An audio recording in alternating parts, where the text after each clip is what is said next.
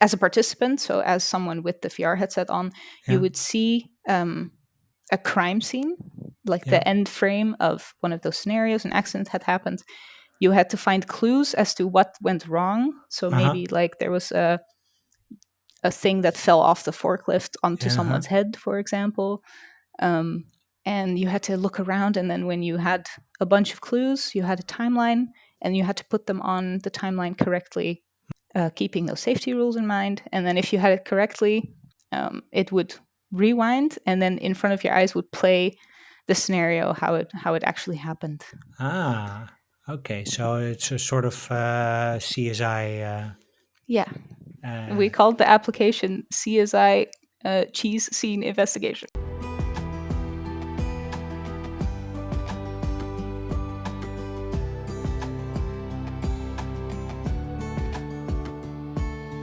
Welcome to Women Disrupting Tech. My name is Dirk Jan Hupkes, and on this podcast, I give the women who work in tech the platform they need to inspire and empower each other. Join me on a journey into the world of entrepreneurship, funding, biases, and role models to discover the strategies for success in the tech industry. In other words, how women can disrupt tech. Are you ready to listen?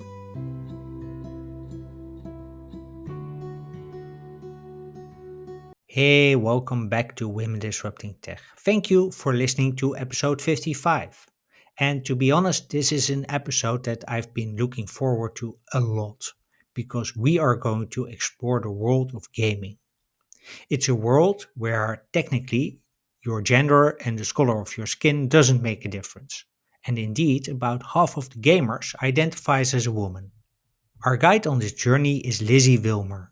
Lizzy is a 3D animator and motion capture technician at Infinity Labs. Infinity Labs designs virtual reality and augmented reality trainings for companies like Ahold, Tesla, and KLM, and they used this experience to create games. In this episode of Women Disrupting Tech, we'll discover how Lizzy got into the world of VR, AR, and gaming. What's it like to get a lot of responsibility early on in your career, and how VR and AR can help women find a career in tech. So, when you're ready to listen and learn how to game your way into tech, please welcome to Women Disrupting Tech, Lizzy Wilmer. Hey, good morning. Welcome, Lizzy. Good to have you on Women Disrupting Tech. The question I always ask at the start is how you got into your current job or current position, and start wherever you want. Yeah, good morning, and lovely to be here as well. Thank you for inviting me. So my current position is 3D animator and mocap technician in the games industry, Uh-huh. and I work at a company called Infinity Labs here in the Netherlands, in Breda, Prinsenbeek. Mm-hmm. And how I got into this role, I studied in Breda as well in the Netherlands to be a visual artist in video Mm-hmm. games, which was a course that took 4 years. Mm-hmm. And in my second year, I realized I really loved animation, mainly because the teacher teaching at the moment was Ralph Palmer, and he's a really big name in that industry. And he worked at Disney Mm-hmm. and Remedy Entertainment in the games industry. So he was my mentor for about 3 years, and that Okay. is how I got here. So, and he also landed you this job. Um, Maybe indirectly. Uh-huh. He landed me my internship at Centroid, Uh-huh. which is a motion capture studio. Uh-huh. And there I learned in London. That was actually Mm-hmm. lived there half a year. There I learned how to be a mocap technician for AAA titles, so like the top of the industry, basically. Okay. And because of that, um, because of that, I reached an audience in the games industry, and especially in the Netherlands, because the companies are smaller, more indie related. They Mm-hmm. saw what I was doing over there, and they really wanted me on their teams. So that's how I got here. Okay. Well, that's good to have someone mentor you, but also lend you an internship that then lends you Exactly. the opportunity to work Yes. for really the top games. Yeah, he was Um, the first domino stone. yeah. So maybe also for context, can you please explain what a mocap technician is and does. Yes. So, for people who aren't necessarily in the industry, I always try to name some games that might ring a bell, are familiar, that do use mocap a lot, which Okay. most currently I think is Baldur's Gate. Won a couple of awards. Hmm. God of War, FIFA is on the sports side. Used a lot of mocap with professional football players, Hmm. and The Last of Us is more of a story-driven game, so it's heavy on the acting. Hmm. Also uses a lot of mocap. So what that is you put actors or footballers, for that Yeah. matter, in a suit, lycra suit. It's kind of like a surf suit. It's very tight to the body because it's not Yeah. supposed to move. And you either have inertial markers that are in the suit or markers that are on top of the suit that you just paste on it with Velcro, Yeah. and external cameras that record the data when someone moves. So you have a Ah. volume in 3D, and then you have their template with the markers, and then anything they do, stunts, acting work, you can even put little markers with makeup on a face and record facial data that way, facial expressions. Ah. And then you can use that data in the engines and to eventually put it in the game. Okay. So does that then also mean let's keep it close to at least to my heart the Mhm. FIFA game that they use actual football players to mimic the movements that they do, the and the tricks that they do, how they walk, Yes, how they run. exactly. Yeah, specifically also for I think for FIFA, they go to stadiums, the big stadiums where the real deal happens, and Uh-huh. they take pictures for the environment so that Yeah. it's one to one. And they do the same with some of the players because each player has um, a very specific individual way of moving. Yeah. Huh?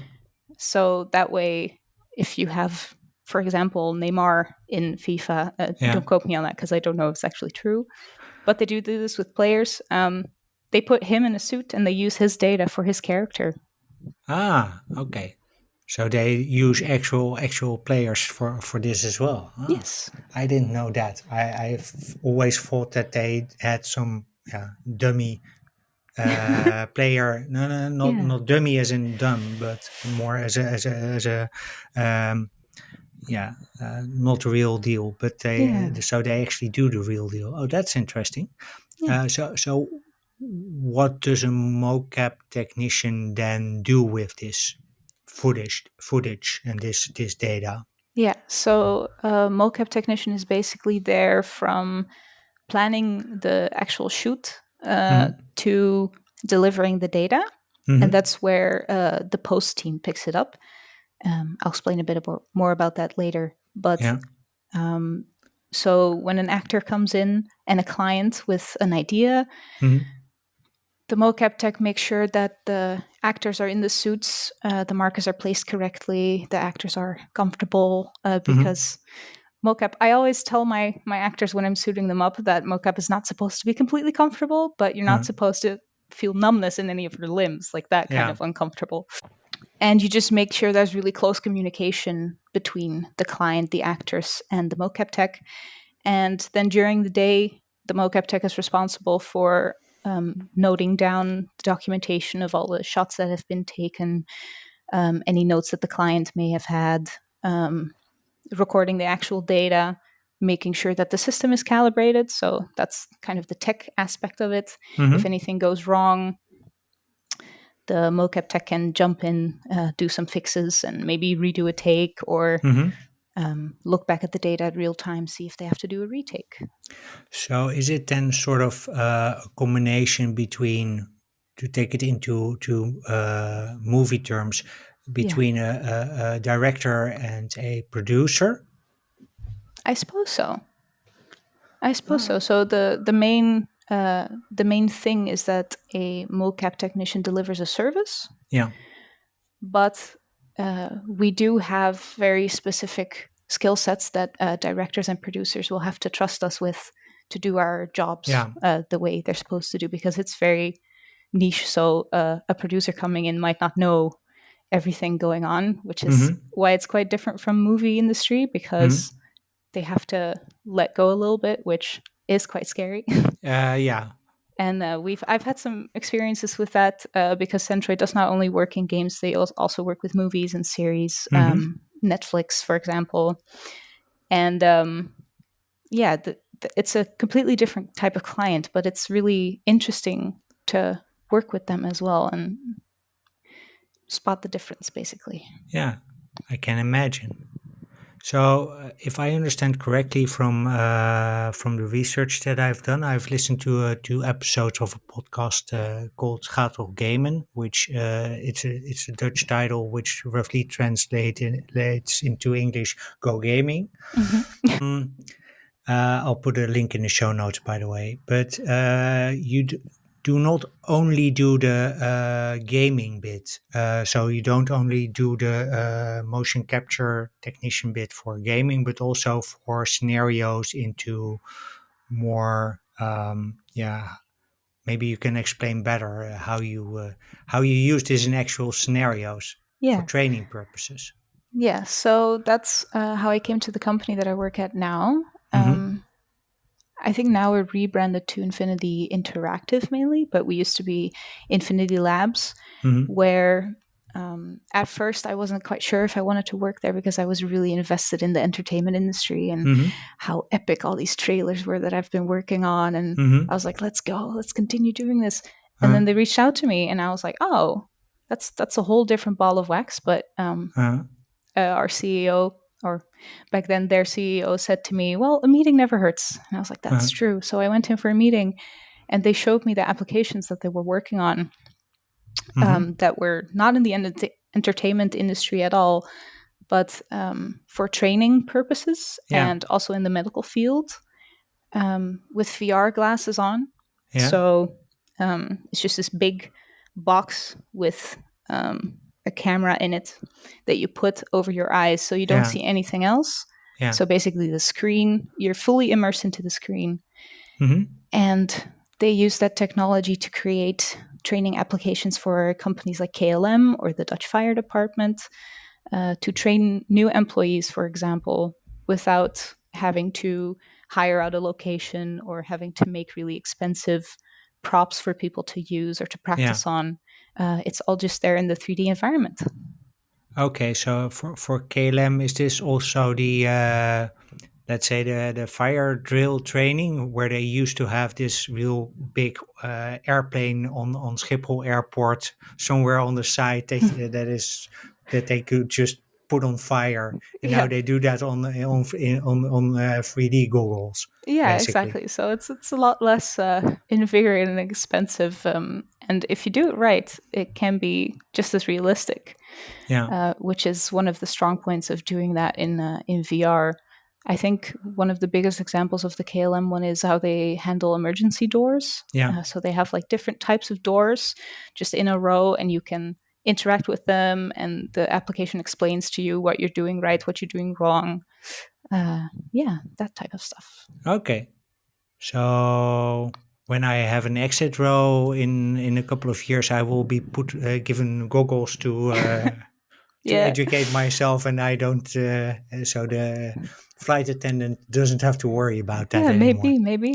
maybe we'll Huh. just all have VR goggles in the plane, and there won't be any flight attendants at all. But you'll just see them performing the Yeah, the the intro. emergency. Yeah, the Yeah, emergency procedures. yeah. Yeah, yeah, that would be. Hopefully not, but just to sketch an idea. Yeah, yeah. I think they will be there, but more for the drinks, etc. And Yeah, because those things you cannot virtualize. yeah, At least yeah. not to my knowledge. You never know. No, that's true. By the way, what I was wondering about, do men behave differently from women? In mocap suits, you Yeah, mean, yeah. or No, as in a general, but as it comes to creating these scenarios or these the games we talked about. yeah, yeah. So for mocap acting, I found that it's very important when you have a character that's more masculine versus a character that's more feminine, Mm-hmm. that you need an actor that matches that description Mm-hmm. because the movements translate um, into the game in such a subtle way that to our human eye, everything's normal. Like Mm-hmm. I see a man walk the street, I see a woman walk the street. I don't really think like, oh, they walk so different. Mm-hmm. But then in mocap, because every subtle movement is recorded, Yeah. a subtle like sway in the hips, for example, that is Mm-hmm. primarily found in women because of her bone Yeah. structure. If you put that on a male character, it would look more feminine. Then you Yeah. would might expect that character to move because it looks a certain way in the Yeah. 3D world. So there's definitely a big difference there. Yeah. So you do use also there the man and the woman depending on the scenario that you need. Yes, exactly. Okay. So I want to switch gears a bit. You've I think you got a lot of responsibility quite early in your career. Like when you took this job, you were basically put on your own. Like, Yeah. okay, we don't know how this works, so please Yeah, figure it exactly. out. Yeah. Um, how did that how did that feel? Yeah. So at first, it feels really exciting. Hmm. I think I've had this mental switch in my studies because I used to be very scared of all like the technology I didn't know and everything Hmm. I still needed to learn, and I needed to learn from other peers that are higher up Hmm. in other years. And I was like, I could never be like them because they're so smart and they know all Uh, these things. And then when I was in my third year, younger students would come up to me and be like, "Oh, I have this problem. Can you help me with it?" And I was like, "Sure, I can try." uh, And then I could solve their problem, and I realized, oh, I know a lot more than I think I do, and I'm capable of a lot more. And so when I came to Infinity Labs and they asked me, they hired me as a 3D animator and a mocap technician, and they yeah. asked me to set up an in-house mocap studio for them for their Hmm. projects. And they've never done that before, and they didn't have other mocap technicians in the company. So it was really exciting Yeah. because I was like, well, I can show them how much I know. And I did exactly that. I advised them on different systems for different budgets. We ended up setting up a small Rococo studio, which is an Mm-hmm. inertial system that works great for the projects we've used it for. But it also it's also pretty daunting Mm-hmm. because it's a lot of weight on your shoulders, especially when you're so young. Yeah. When I graduated, I was 21, and I came into the company the only woman basically at that time. Yeah. The rest was all men, older How men how is that around. now, by the way? Now we have a lot more women. I think we still may have more men than women, but we do hire a lot more young people, a lot more young women. In Centroid, it was the same. Right around the time that I joined, they hired 3 other juniors, Uh-huh. of which 2 were women. And before that, it was just older men running the company, basically. Mm-hmm. So I feel like I'm kind of part of the catalyst of that movement of Yeah. getting more women into the industry. Do you know if it makes it easier for Infinity Labs to hire women that they have women on staff? I think so. I think so. We as a company were very active as well in the university that most of us graduated from here in Huh? Breda. So anytime there's like a portfolio review day, we go with some people of our team and we review students' portfolios, and that way they can also build up a network with us, connect with us, and then Mm-hmm. maybe when they graduate, they can hit us up like, oh, Mm-hmm. remember that one time, and then we remember their portfolios and their skills and their personalities, which is the most important thing. And there was this one girl who came up to me for a couple of reviews, and she said she just wanted to compliment us that we had so many women working in the company because she's been doing some research on the company she wants to work at. Mm-hmm. And she said, yeah, and I just love that you guys have like a lot more women in the company. And it just feels like she already would have a community there if she would join our team. Um, and I thought, that was really heartfelt. That was great. Yeah. Yeah. I think it's also an advantage if you already have women on staff because it's I don't know what your experience is, but it sort of creates a bit of a safe space. Yeah, exactly. Yeah, and I've noticed both in the company that I interned at as the company I work at now Hmm? is there's a lot of things, small things in companies that women look at differently, um, and Like? then, um, for example, having this very small example, having women's sanitary products in Huh? bathrooms Yeah. for emergencies, for example. Yeah. It's just a thing you can't even blame men in the company that they don't have that because they don't know it, they don't experience it. No. And then, if a woman comes in and she offers advice on maybe changing layouts or buying certain products, and Yeah. the men are like, oh, right, right. Or at least in my company, they instantly went and did some changes around that area to make Yeah. sure to cater a bit more to us, which is also really really good sign, I'd say. Yeah. So more in general, is gaming a diverse environment, or is it still male dominated? I think it's getting very diverse. I think it's moving pretty rapidly Mm-hmm. to kind of balance it out. It was very male Mm-hmm. dominated, and I could definitely tell even when I was studying um, the the the demographics of people starting a study at IGAD. We had three main courses. Mm-hmm. One of them is programming, Mm-hmm. one of them is design, and one of them is visual arts. Yeah. And you could see that in programming, there was max like three women Mm-hmm. when they started, and each class had 60 people in it, by the Yeah. way, 60 people. And then design and production had maybe about 20, Mm-hmm. if we were lucky, 20 to 30. And visual arts was almost 50-50, but still pretty heavily men, Yeah. which was really interesting to see. Uh, and then as I went through the years, went from like second year to third year to fourth year, I could see Mm. more and more women coming in at the start of the stream. So it's Also a, on it's the a slow but developer end. gradual. Yes, Oh, yes. that's The because programming end goes a lot slower. yeah.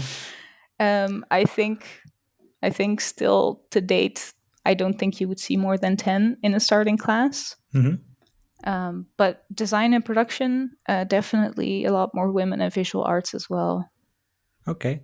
And how is that in terms of drop off, like or drop out? Yeah. Um.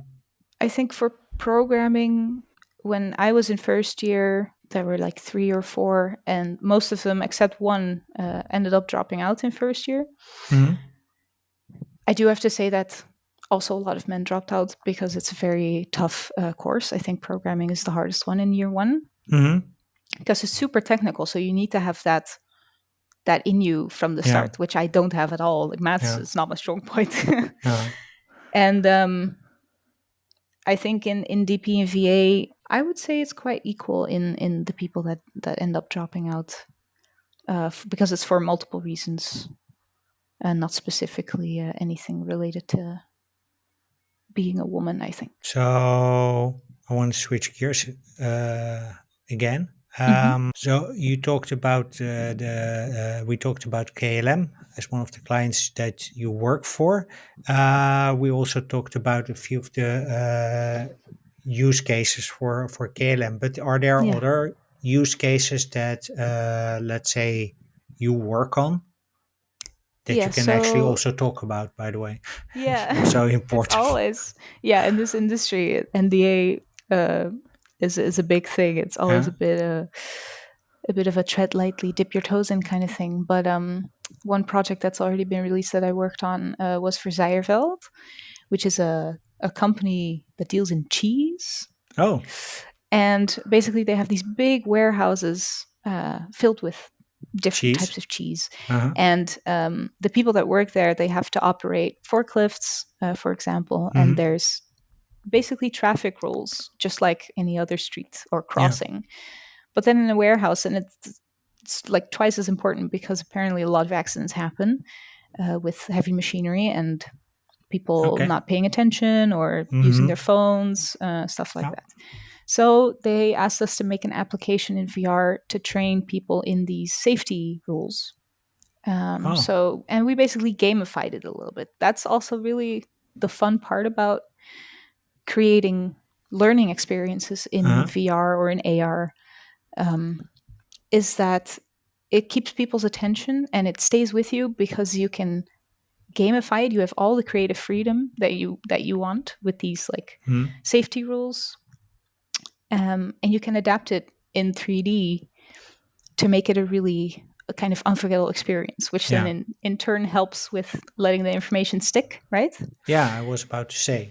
Yeah, so it became kind of like a detective type game where we Ah. had three scenarios where accidents happened, and with our mocap system, we mocapped the accidents happen. I put one of my colleagues in a suit, and he basically just had to fall on a mat in Mm. different ways, and operate forklifts.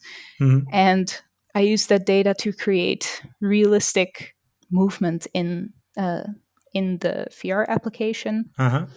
So as a participant, so as someone with the VR headset on, you Yeah. would see a crime scene, like Yeah. the end frame of one of those scenarios. An accident had happened. You had to find clues as to what went wrong. So Uh-huh. maybe like there was a thing that fell off the forklift onto Yeah. Uh-huh. someone's head, for example. Um, and you had to look around, and then when you had a bunch of clues, you had a timeline, and you had to put them on the timeline correctly, Mm-hmm. keeping those safety rules in mind. And then if you had it correctly, it would rewind, and then in front of your eyes would play the scenario how it actually happened. Ah. Okay. So it's a sort of CSI. Yeah, we Uh, called the application CSI cheese scene investigation. oh, oh, that's great. Yeah, Yeah, she's seen yeah, investigation. yeah, How do you get to these ideas on the execution part? I mean, the motion capture, I understand how you yeah, a bit how you do that, but how do you design these concepts? Is that a team, and how do yeah, these teams work? yeah. So we have really creative designers Mm-hmm. on our team, and they are usually the ones responsible for thinking about the story and Mm-hmm. thinking about the user experience. Yeah. And we always have really close contact with clients, so there's always a lot of meetings happening, a lot of Mm-hmm. back and forth. What do you think of this idea? What do you think of that idea? And yeah, that's kind of how they came to that idea, and the client loved it. Yeah, I can imagine. Yeah, Especially the cheese scene investigation will yeah, have done a lot of good. yeah, Not sure how you can do that with KLM, but anyway, that's another podcast, yeah. I think. I want to go back a bit to the schools and universities because did they, when you were doing this, your education, did they use VR and AR at all as part of the education, or was it So, do you mean specifically after high school, or also just no, any just education? the training you, or the education you did in Breda Yeah, for the games? yeah. They had a VR dev kit, which means that students were able to build applications for VR. Mm-hmm. But because it's quite difficult because VR working in VR has a lot brings a lot of constraints with it. Mm-hmm. Um, the AAA games that you see nowadays are super hyper detailed, realistic 4K Yeah. widescreen, Uh-huh. the best of the best. And in VR, you only have this little measly camera on your face, can't handle it. So Yeah. if you want to make something beautiful, you have to optimize it a lot. In During our studies, specifically the students, but also the teachers, try to get a good product out that's good on your portfolio so you can get into the industry. And I've worked on a small VR game in my second year, Mm-hmm. which is the first time I've worked with VR, which was interesting. Mm-hmm. And then in our third year, we have to create a full game and release it on Steam. which is a public platform where people can buy games and play them on their computers. And we've had some VR games start out and then eventually start failing because it's very specific niche type of thing as a developer. If you want to develop for VR, Yeah. it's usually better to start with the AAA, the big stuff, and then start um, kind of specifying your skill set rather than having this specific skill set and then not Mhm. being able to do anything Yeah. of the more broader, Yeah, yeah, it's industry easier to basically. work outside in and then over time maybe focus on VR, but Yes, exactly. do that later on. Okay. And do you think having VR like scenarios that like the ones you built uh, would be helpful in general on in schools and in universities to I to make think, people aware of the to yeah, I educate think it would people?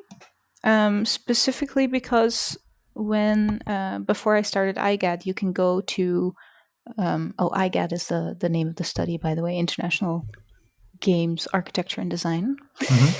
Before I started, you can go to open days and stuff like that. You can Yeah. see what the students are doing, and that's how I got into it in the first place. Because one of my brothers studied game design there, and he was like, "Oh, they do a lot of visual stuff as well, and you Yeah. draw. You're creative. Come over, check it Yeah. out." And I saw all these epic things, and I also saw some medical applications. So you get like a small glimpse of that you don't have to go into the entertainment industry if you finish the studies, Yeah. but that there's so many more possibilities.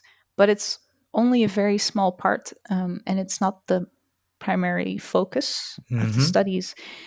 And so I think if you integrate more of that VR, not only for games, um, because it is coming up a lot more. There's a lot more companies creating VR headsets, like Yeah. Apple did a couple months ago. Um, there's more and more competitors. They make each other better. VR is really kind of beginning to grow a lot more Hmm. than it used Yeah. to. So, apart from its relevance becoming better, I think it's also a great way to introduce way more options to students in training or in medical fields with their skill set Yeah. rather Does than just the entertainment industry. does it also work better? This is an assumption, by the way. Does it also work better because it's immersive? I think so. Yeah, I think especially with, well, that sounds very heavy, but today's society, Uh huh. very, very technically advanced. And especially when you're kind of in this industry, you have to keep up with all the changes and the improvements. Hmm. And I feel like every decade it just goes up by 200%. Yeah. And it just keeps improving and improving. And immersion is starting to be a very important topic, Hmm. um, because VR is very immersive, and it can help a lot of people with a lot more. For example, fitness applications or Yeah. Beat Saber is a really fun game, but it helps with fitness as well. But you Yeah. don't really notice because you're in this game world. Yeah. So instead of having like, oh, I have to go to the gym to be healthy, and I don't Hmm. want to, and it's boring stuff like that, and VR can really help with that. But on the other hand, I think a topic that I've been kind of thinking about the nowadays recently Yeah. is there can also be too much immersion, because what you see with the headsets is that they also bring negative sides like neck strain, Hmm. eye strain, Yeah. people that get dry eyes because you are looking at a screen like this. And Yeah. us human beings, we need to go out into nature every once in a while, get some fresh air. Yeah. Um, and a VR headset is like the complete opposite of that. So Yeah. it's really about trying to balance it out with our human nature and our really striving future. Yeah. Yeah. Yeah. That I agree with. And yeah, I'm wearing glasses, and I remember the first time I put on goggles, I was like, okay, so this is not for me. Yeah. I meanwhile learned that the developers of these goggles, these VR glasses, actually took that into maybe not my feedback, but more general feedback into account, like, hey, there are people with glasses Yeah. who don't want to wear contacts Yeah. for whatever reason. Then, but especially when you do wear contacts, your eyes get extra dry.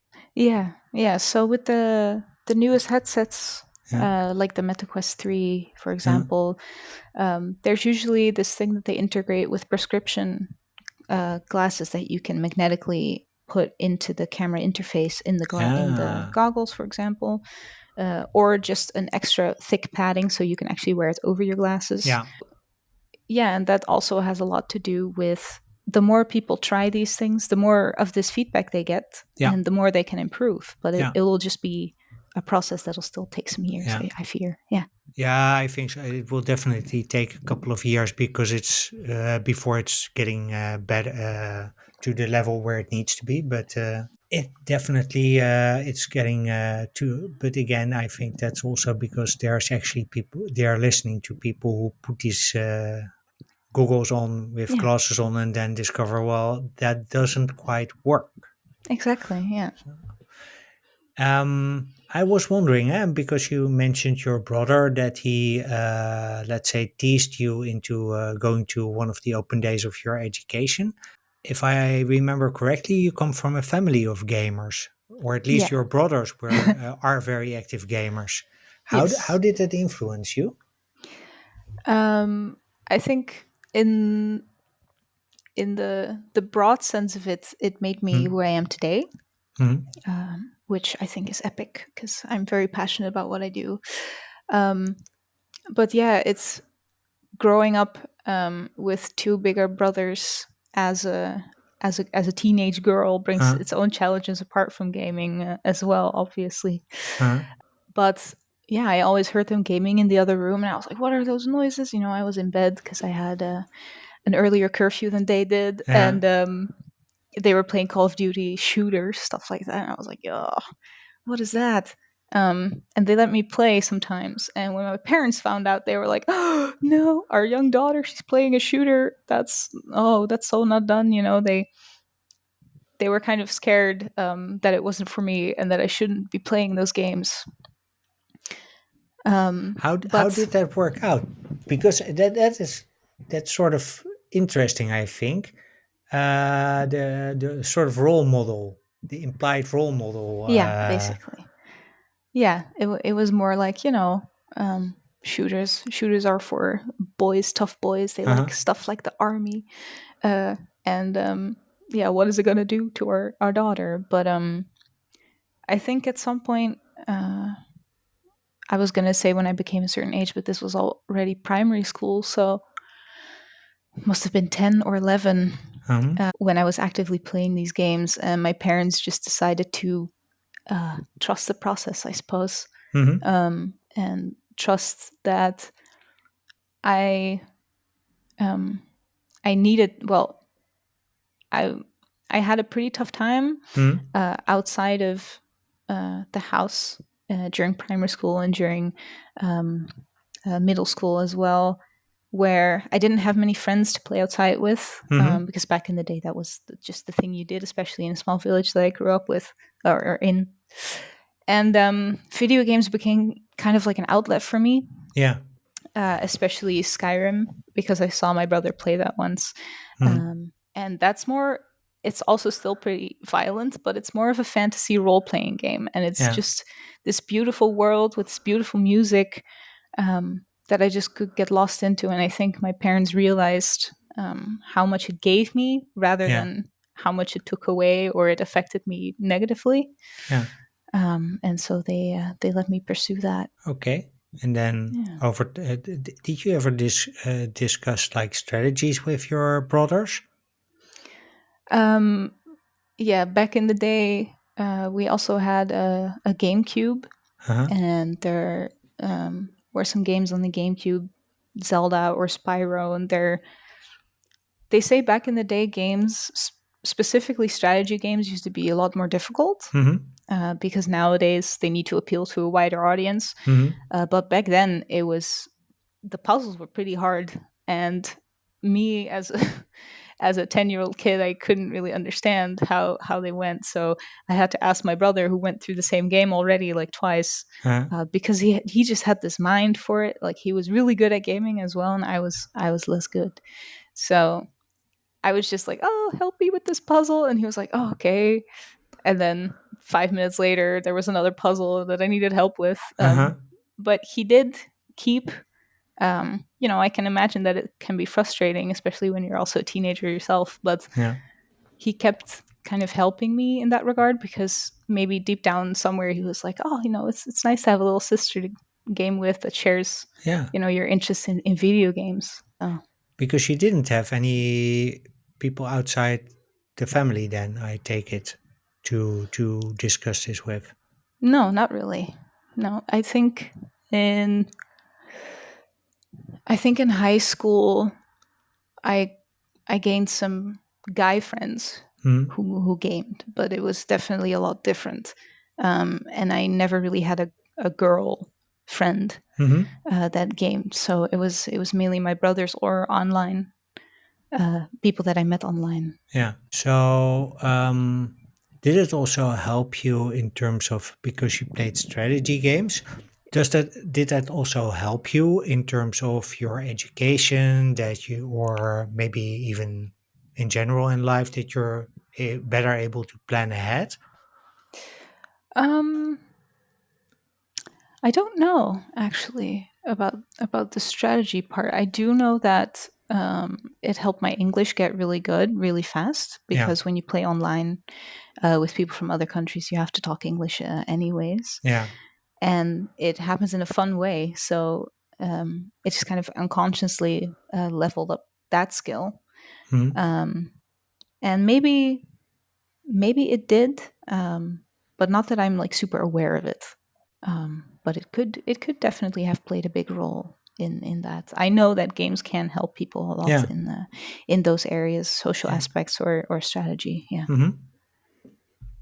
So, um, do you have any role models? We discussed one really early on in the episode, but are there any other role models that you have? Um, when I was studying, we had a guest lecture by a Disney animator, Amy Huh? Smead, and she was my biggest role model. I think up until early this year. She's still a really big Huh? role model, but I'm just gaining more of them slowly. Uh-huh. And that was mainly because when you get into this industry and it's very male dominated, and as a woman, you start, well, me as a woman, I started thinking, what if I want to start a family? What if I want to have kids? Uh-huh. Personally, my mother quit her job when she started having kids, and she's been a full time mom to us. So my dad was basically the breadwinner in the family. My Yeah. mom just took care of us full time, which I'm super grateful for, Yeah. because we're very close to her. But on the other hand, I was like, well, if I want to compete in this really heavy industry, the games Yeah. industry, entertainment industry, I have to give it 100%. I don't think I have time or energy for that stuff. Mm-hmm. And she was guest lecturing a shot she did on Frozen, Mm-hmm. and she started talking about that stuff, and she said, "Yeah, well, I met my husband at Disney as well. We've had a kid recently, and it's been going super well, and I can just combine family time with the job." And Mm-hmm. I was like, "Oh my god, it's possible!" So she kind of lifted that off my shoulders, and I thought she was so awesome for kind of standing for that. Yeah, but I can imagine that it's important to, if you're young, and you're maybe contemplating starting a family, that Yeah, it's important to know, yeah, this is actually possible, except exactly. besides the, let's say, the logistics of it, because Yeah. there's childcare and what have you. Hmm. And you have to, I assume you have to discuss it with your boyfriend, how to, uh, yeah, how to divide the Yeah. Yeah. Of course. Yeah. those things. But knowing that it's actually workable, I think, is Yeah. really important. Exactly. And then some of my more recent role models, I was invited. in January, I think it was this year, to Mm-hmm. a Women in Games or Women in XR dinner.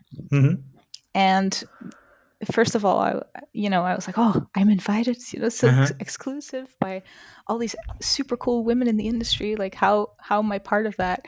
Um, but yeah, I went. I think there were 11 of us, all in the tech industry, but from different backgrounds. So there was me, and then another girl that were in games, and Mm-hmm. then there was one that was a lecturer at the University of Amsterdam, Mm-hmm. and there was one that was in innovation, and there was one in the oil industry, and Oh, okay. there was three women, I think, in total from Meta, so the company previously known as Facebook that Uh-huh. also develops those headsets that I work with my company. Yeah. So it was really interesting, and the woman that organized it, I hope I don't mispronounce her name, Annette Moron. Mm-hmm. She's a really big role model to me because she went and organized this, and it became, um, I didn't really think about the possibilities that could bring, but it created a safe space for us to share our stories and Mm-hmm. experiences as women in this industry, Yeah. and connect to each other and create ideas. Mm-hmm. And I think that's super important, especially if you're thinking about creating a safe space for women in this industry, making it less male dominated.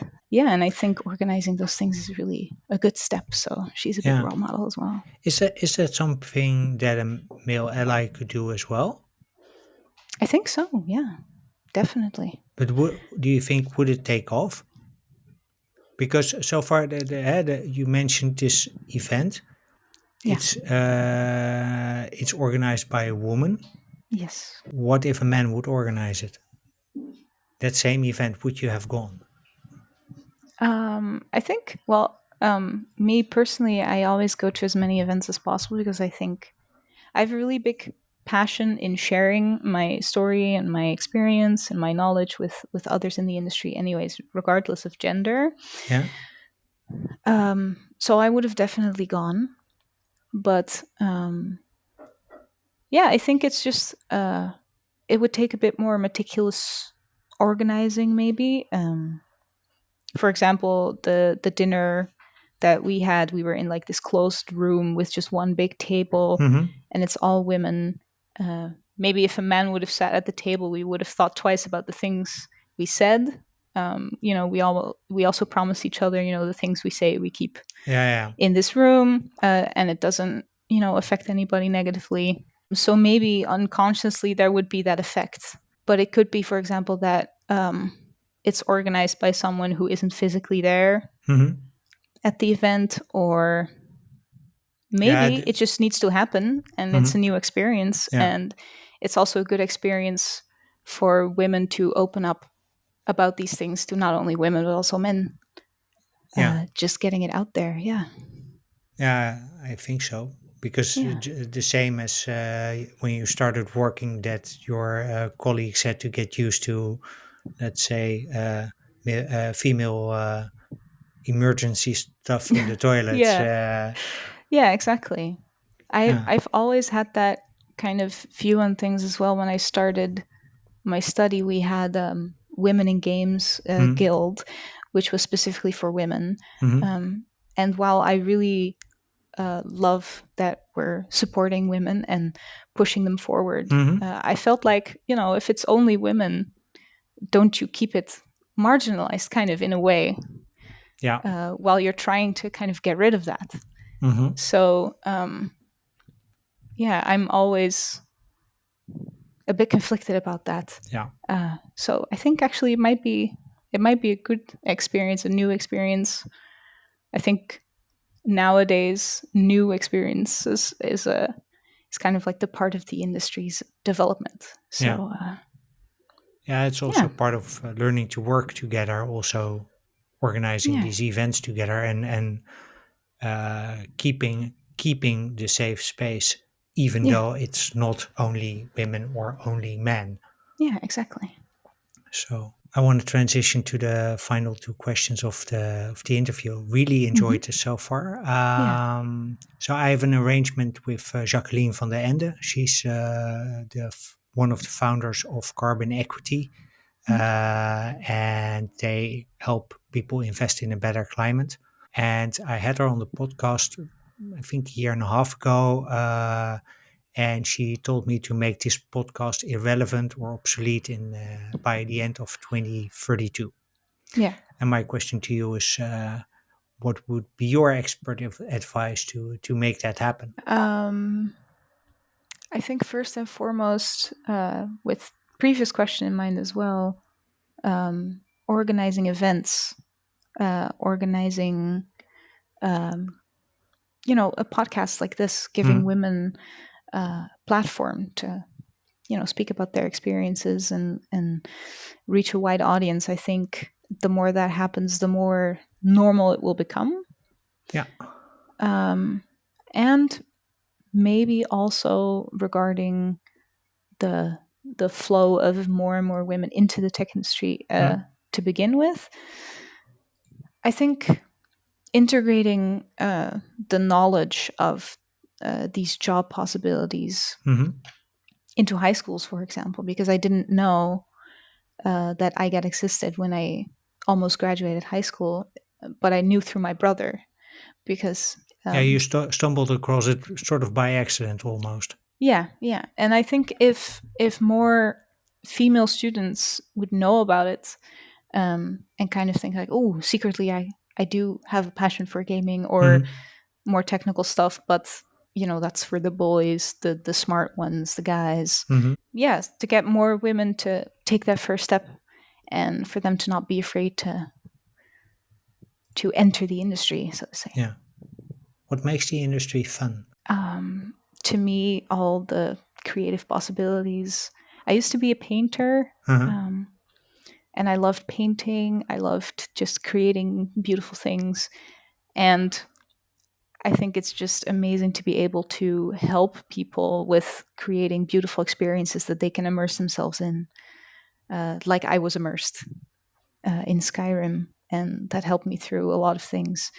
So I think that's beautiful, the way you can affect people in such a sometimes emotional, positive way. I think that makes it fun. Sounds like a great place to close. Yeah. Lizzy Wilmer, thank you very much for this conversation. If people want to connect with you, where can they find you? Definitely find me on LinkedIn, Hmm. and I think all of my information should be on there. But if you want to just send me a message there, maybe somewhere where this podcast launches, my email can be thrown out there Yeah, as well. I love it when people reach out to me, just connect to me, have a conversation. Yeah, share passionate views. good. We'll include the links in the show notes. Yes. Lizzy, thanks very much. Really appreciate this conversation, also the openness. And Yeah, listeners, thank you for thank you very having me. much for listening, and hope to see you in the next episode. Well, that's a wrap for this episode. Thank you for listening to Women Disrupting Tech with Lizzy Wilmer on how to game your way into tech as a woman. Lizzy and I hope that you've enjoyed our conversation as much as we did. And if you'd like to learn more about Lizzy and about Infinity Labs, please feel free to connect with her via the links in the show notes. And as usual, you can find the show notes at womendisruptingtech.blog. On womendisruptingtech.blog, you can also become a member of the Women Disrupting Tech community. And I want to emphasize that this is not just for women, it's also for their male allies. As a member, so male allies and women, get exclusive access to the Women Disrupting Tech events that I organize, and you're the first to learn when new episodes or blogs come online. Now, when you're a woman and you're looking for a role model to inspire your own hero's journey into tech, please check out one of the 54 other episodes of this podcast on Spotify, Apple, Google, and Goodpods. If you're a regular listener, would you consider giving the show a rating or a review? That way, you help other people discover the podcast too. Now, if you're a male ally and you want to help Lizzie and the other 54 women disrupting tech make this podcast obsolete by the end of 2032, there is a very simple thing you can do. Please share the podcast with friends, family, and coworkers. This way, you give Lizzie and my other guests the platform they need to make it happen. Finally, if you want to connect with me, you can reach me via Dierkjan at womendisruptingtech.blog or on LinkedIn. On LinkedIn, just look up my name and you'll find me. With that, I wish you a wonderful day. I hope to see you in the next episode. And in the meantime, keep being awesome.